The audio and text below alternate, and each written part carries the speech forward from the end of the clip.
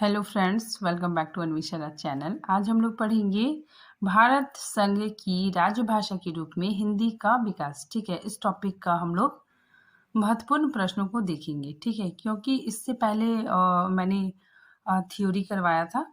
ठीक है, तो आज हम लोग मोस्ट इम्पॉर्टेंट क्वेश्चंस को देखते हैं। ठीक है, चलिए अब हम लोग पढ़ना स्टार्ट करते हैं। सबसे पहले नंबर 1 में देखिए, किसी भी देश के संविधान द्वारा स्वीकृत भाषा क्या कहलाती है?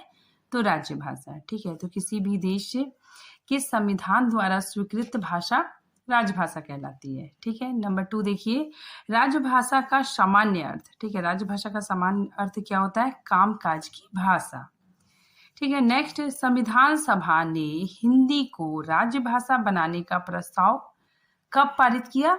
14 सितंबर 1949। ठीक है, नेक्स्ट देखिए नंबर 4, भारत में प्रतिवर्ष हिंदी दिवस कब मनाया जाता है? तो 14 सितंबर 1949 को। ठीक है, नेक्स्ट देखिए, किसी देश के बहुसंख्यक लोगों की भाषा क्या कहलाती है? ठीक है, तो देश के जो बहुत सारे लोग उस भाषा को बोलते हो। ठीक है, तो उस भाषा को क्या कहते हैं? राष्ट्रभाषा। ठीक है, नेक्स्ट देखिए, संविधान के किस अनुच्छेद के अनुसार संघ की राजभाषा हिंदी और लिपि देवनागरी होगी?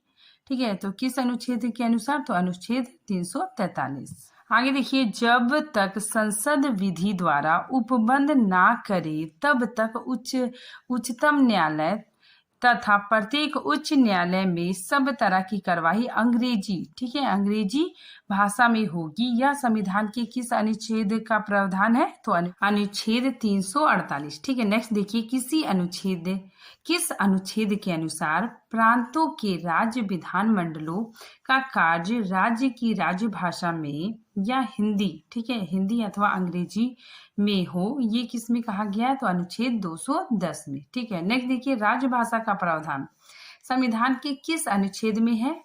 तो 343 से लेकर 351 तक। ठीक है, नेक्स्ट देखिए, किस अनुच्छेद के अनुसार संसद का कार्य हिंदी या अंग्रेजी में हो, ये किस में कहा गया? अनुच्छेद 120 में। ठीक है, नेक्स्ट देखिए, किस अनुच्छेद में हिंदी के विकास या भाषा का प्रसार के लिए बात कही गई है? तो अनुच्छेद 351।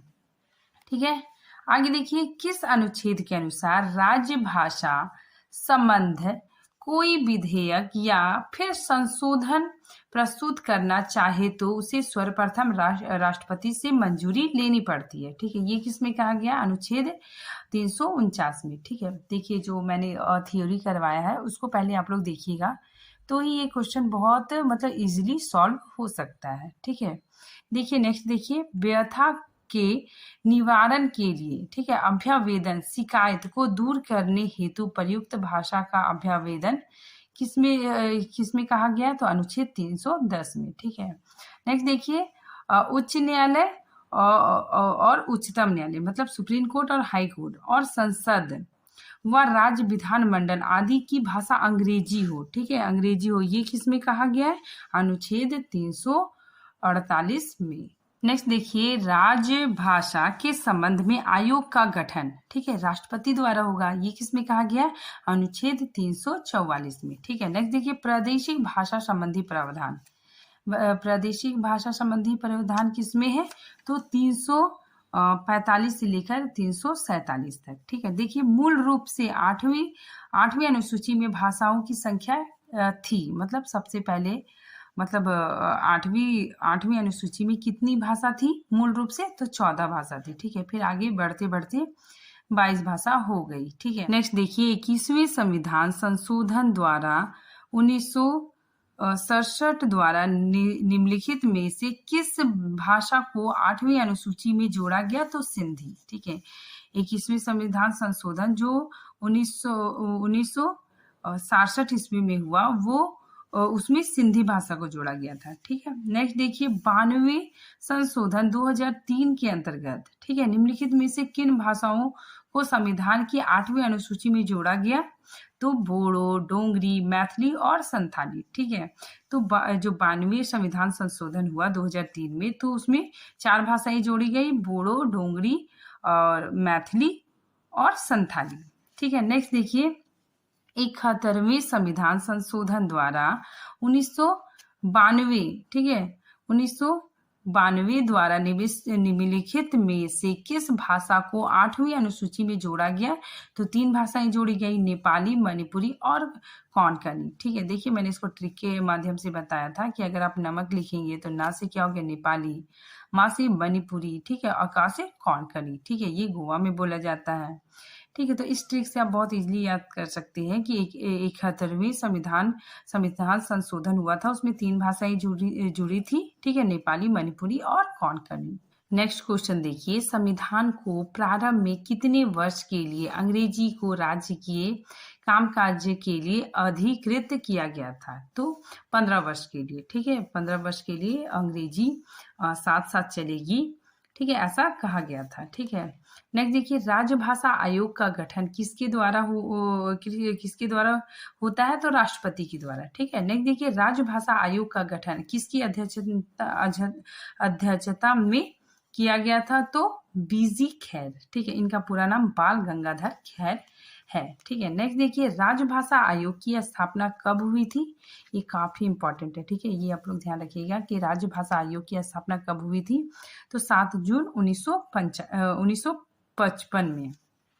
ठीक है, नेक्स्ट देखिए, राजभाषा आयोग 1955 के अनुसार भारत के प्रत्येक छात्र को कितनी उम्र तक हिंदी का ज्ञान करवा देना चाहिए? तो 14 वर्ष तक। ठीक है, नेक्स्ट देखिए, राजभाषा आयोग का गठन संविधान की किस धारा के अंतर्गत किया जाता है? तो 344। ठीक है, नेक्स्ट देखिए, भारत का मूल संविधान, जो भारत का मूल संविधान था वो अंग्रेजी में था। ठीक है, तो उसी को बोला जा रहा है कि जो स्टार्टिंग में जो संविधान था, ठीक है, तो वो अंग्रेजी भाषा में थी। ठीक है, तो वही ये क्वेश्चन यहाँ पे है कि भारत का मूल संविधान किस भाषा में थी? तो अंग्रेजी में। ठीक है, आगे देखिए, कौन सी भाषा भारतीय संविधान की 8वीं अनुसूची में नहीं दी गई है? ठीक है, तो अंग्रेजी और भोजपुरी को 8वीं अनुसूची में नहीं रखा गया है। ठीक है, नेक्स्ट देखिए, मातृत्व में शिक्षा देने और भाषाई का अल्पसंख्यकों के बारे में दिशा निर्देश का प्रावधान किस अनुच्छेद में है? अनुच्छेद 350 में। ठीक है, नेक्स्ट देखिए, भारतीय संविधान ने अंकों के किस रूप को स्वीकार किया है? तो अंतरराष्ट्रीय रूप को स्वीकार किया। ठीक है, जो 1 2 3 इस तरह लिखते हैं, इसी रूप को स्वीकार किया है। ठीक है, आगे देखिए, संविधान के किस अनुच्छेद में प्राथमिक स्तर पर मातृभाषा में शिक्षा देने की सुविधा है? तो अनुच्छेद 350 में। ठीक है, आगे देखिए, संसद के दोनों सदनों द्वारा राजभाषा संकल्प वर्ष पारित हुआ। कब हुआ? 1968 में। ठीक है, फिर देखिए, संसद द्वारा संकल्प पारित तदनुसार त्रिभाषा सूत्र लागू हुआ। ठीक है, नेक्स्ट देखिए, प्रथम राजभाषा समिति, ठीक है, प्रथम राजभाषा समिति या गोविंद बल्लभ पंत समिति का गठन कब हुआ? तो 16 नवंबर 1957 को। ठीक है, फिर देखिए, भारत सरकार द्वारा राजभाषा नियम पारित कब हुआ? तो 1976 को। ठीक है, फिर देखिए, ये काफी इंपॉर्टेंट है, केंद्रीय हिंदी समिति का गठन कब हुआ? 1967। ठीक है, और इसके अध्यक्ष स्वयं प्रधानमंत्री जी होते हैं। नेक्स्ट क्वेश्चन देखते हैं, साहित्य अकादमी नई दिल्ली किस मंत्रालय के अधीन है? तो शिक्षा मंत्रालय। ठीक है, नेक्स्ट देखिए, केंद्रीय अनुवाद ब्यौरा, ठीक है, 1971 किस विभाग के अधीन है? तो गृह मंत्रालय। ठीक है, फिर नेक्स्ट देखिए, 10 जनवरी, ठीक है, 1975 से प्रत्येक वर्ष, ठीक है, प्रत्येक वर्ष 10 जनवरी को विश्व हिंदी दिवस मनाया जाता है। ठीक है, विश्व हिंदी दिवस मनाया जाता है 10 जनवरी को। ठीक है, नेक्स्ट देखिए, राजभाषा विभाग वर्ष स्थापित किया गया। कब स्थापित किया गया? 1975 में। ठीक है, फिर देखिए, राजभाषा अधिनियम 1976 को। ठीक है, नेक्स्ट क्वेश्चन देखिए, राज्य के विधानमंडल में कार्य राज्य की राजभाषा या राजभाषाओं में या हिंदी में या फिर अंग्रेजी में किया जाए, या अनुच्छेद किसमें है? 210 में है। ठीक है, फिर देखिए, गोवा राज्य की सर्वमान्य भाषा कौन सी है? तो कोंकणी। ठीक है, नेक्स्ट देखिए, भारतीय संविधान के किस भाग में हिंदी को राजभाषा घोषित किया गया है? तो भाग 17। ठीक है, भाग 17 में है।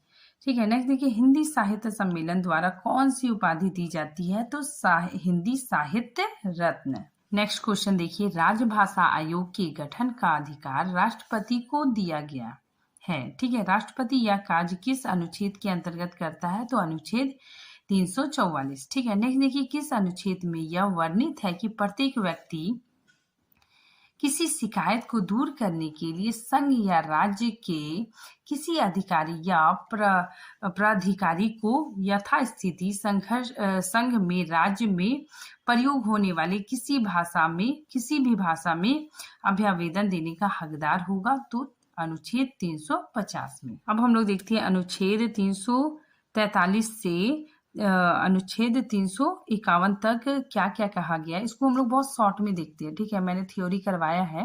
ठीक है, उसको आप लोग देख लीजिएगा। यहाँ पे मैंने एकदम बहुत शॉर्ट में बताया। ठीक है, देखिए अनुच्छेद 343 1 में क्या कहा गया है कि राजभाषा हिंदी होगी। ठीक है, लिपि देवनागरी होगी। ठीक है, और अंकों का रूप भारतीय अंकों का अंतर्राष्ट्रीय रूप होगा। ठीक है, नेक्स्ट देखिए अनुच्छेद 343। ठीक है, 2 में क्या कहा गया कि राजभाषा हिंदी के साथ साथ 15 वर्ष तक अंग्रेजी का प्रयोग राजकाल में होगा। ठीक है, ऐसा भी कहा गया था अनुच्छेद 343 2 में। ठीक है, फिर देखिए अनुच्छेद 344, इसमें क्या कहा गया है कि राजभाषा आयोग का गठन राष्ट्रपति द्वारा होगा। ठीक है, फिर राष्ट्रपति द्वारा 5 वर्ष तक समीक्षा की जाएगी। ठीक है, फिर देखिए अनुच्छेद 345, इसमें क्या है? प्रादेशिक भाषाओं से संबंधित होगा। अनुच्छेद 346, इसमें क्या कहा गया कि राज्यों के बीच पत्रादि, ठीक है, यानी पत्राचार की भाषा से संबंधित इसमें प्रावधान दिए गए हैं। ठीक है, नेक्स्ट देखिए अनुच्छेद 347, इसमें क्या कहा गया कि किसी राज्य की राजभाषा का एक पर्याप्त भाग अपने द्वारा बोली जाने वाली भाषा को मान्यता देना चाहता है तो राष्ट्रपति की स्वीकृति अनिवार्य है। ठीक है, ये बात किसमें कही गई है? तो अनुच्छेद 347 में।